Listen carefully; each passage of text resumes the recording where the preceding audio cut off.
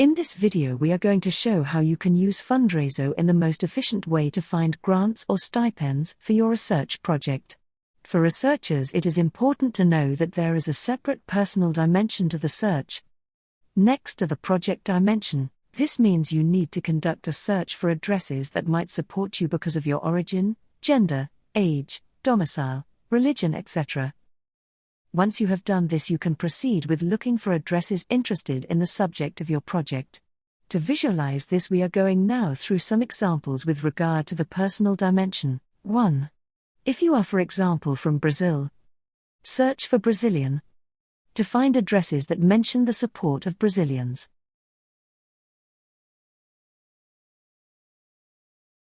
2.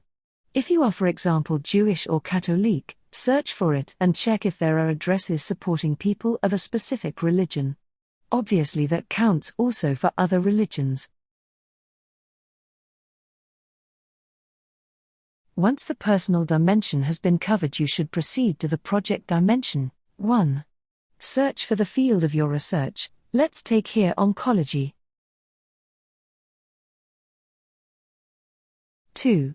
Search for the destination country where the research will take place. We try out England. You can also search for a specific institute of research. 3. Search for specific keywords or synonyms that you might know due to your specialization.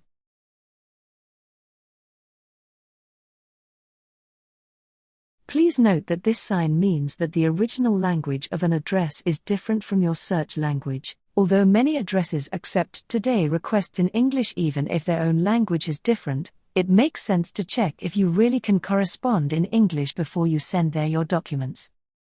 Check it by looking at the website, calling or writing an email up front. We hope this video helped you understand how to approach your fundraiso search in the most efficient way.